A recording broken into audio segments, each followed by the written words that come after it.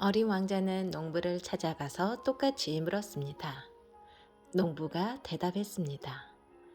질문은 논에 물을 대기 위한 길을 내는 것처럼 생각의 길을 내는 것 같아요. 어린 왕자가 말했습니다. 질문은 생각의 문을 열고 깊이 들어가 현명한 답을 찾아내는 힘을 가졌군. 어린 왕자는 수도승을 찾아가서 똑같이 물었습니다. 수도승이 대답했습니다. 질문은 수도하는 장소처럼 조용하게 만드는 것 같아요. 어린 왕자가 말했습니다. 질문은 생각의 문을 열어 깊은 곳에서 조용히 현명한 답을 찾아내게 하는 힘을 가졌군.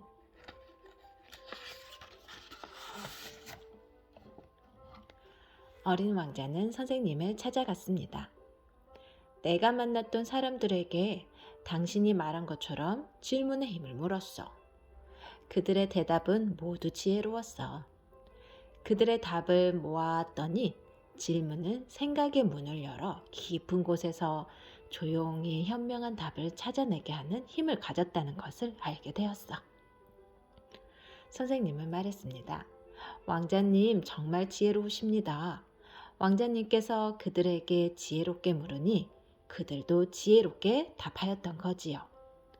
그리고 왕자님은 그들의 지혜를 모아 더 큰 지혜를 만들어내셨어요. 이것은 아무나 할 수 있는 일이 아니지요. 선생님의 칭찬에 어린 왕자는 고개를 갸우뚱거리며 생각했습니다. 내가 정말 지혜로운 것일까?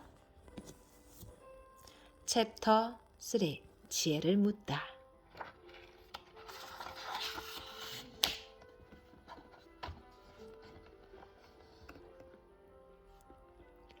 어린 왕자는 자신이 지혜로운 질문을 했기 때문에 그들이 지혜로운 답을 했는지 아니면 그들이 원래 지혜로운 것인지 몹시 궁금했습니다. 곰곰이 생각에 잠겨 길을 걷고 있을 때 상점 앞에 아이들이 모여 있는 것을 보았습니다.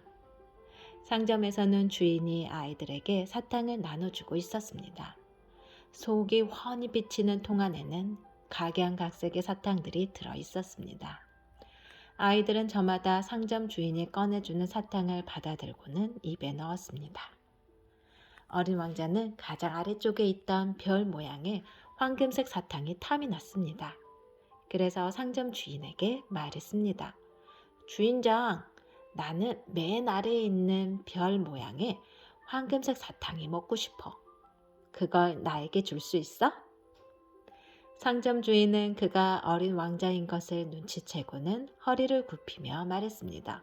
아이고, 그럼요. 상점 주인은 어렵게 맨 아래에 있는 별 모양의 황금색 사탕을 꺼내서 어린 왕자에게 주었습니다. 어린 왕자는 사탕을 입에 물고 있다가 뭔가를 깨달은 표정으로 선생님 집으로 뛰어갔습니다. 선생! 선생! 큰 소리로 선생님을 부른 어린 왕자는 말을 이었습니다. 선생이 틀렸어. 내가 지혜로운 게 아니고 이미 그들에겐 지혜가 있었어. 선생님은 어리둥절해서 어린 왕자에게 말했습니다. 그게 무슨 말씀인가요? 왕자님께서 지혜롭게 묻지 않았다면 그들은 절대로 지혜로운 답을 하지 않았을 겁니다. 맞아. 그들에게 지혜가 없었다면 내가 아무리 지혜롭게 물어도 지혜를 꺼내줄 수는 없었겠지. 하지만 그들에게는 이미 지혜가 있었어.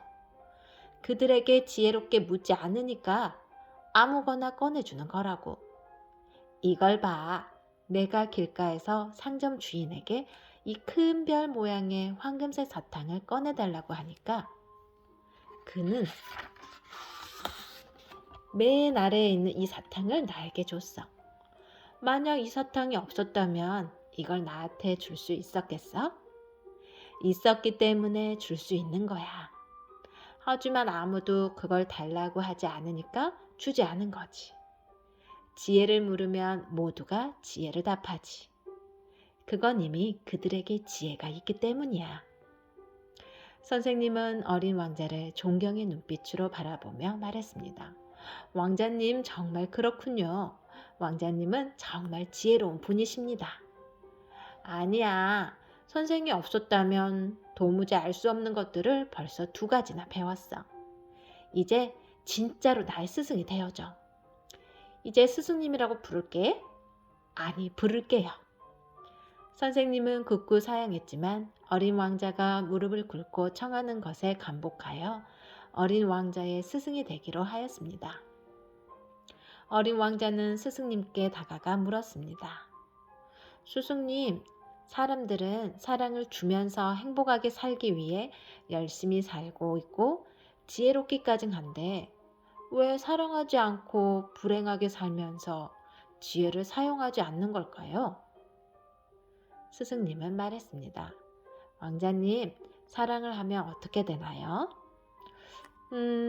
내가 누군가를 사랑해주면 누군가는 나를 사랑해주고 나는 그 누군가를 더 사랑하게 되고 그 누군가는 나를 더 사랑하게 되고 계속 그렇게 서로 사랑하면서 사랑이 점점 커지겠지요? 그럼 결국 어떻게 되나요? 그럼 행복해지겠죠. 그렇지요. 사랑하면 그 사랑은 더 커지고 행복도 더 커지지요. 그러니까 제 말이 그거예요. 그렇게 되는 게 너무나 당연하고 사람들은 다 아는데 왜 사랑을 하지 않는 거죠? 스승님은 물었습니다. 왕자님, 정말 사랑하면 당연히 행복해지는데 짜증나고 화나는 일이 우리에겐 너무 많이 일어나죠? 그런데 화를 내고 짜증을 내면 어떻게 되나요? 어린 왕자가 대답했습니다. 그야 화를 내면 화를 받는 사람들은 마음을 다치고 다시 화가 나죠. 그래서 그 화가 처음에 화를 냈던 사람에게 돌아가게 되죠. 그래서요? 스승님은 다시 물었습니다. 그러면 화가 나니까 불행해지겠죠? 어린 왕자의 대답을 미소로 지켜보던 스승님은 다시 말을 이어갔습니다. 화를 내면 불행해지는 것은 누구나 아는 사실일 것 같네요.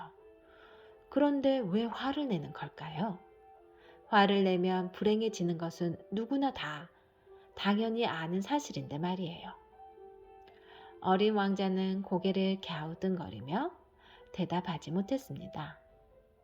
스승님이 어린 왕자에게 더 가까이 다가가 물었습니다.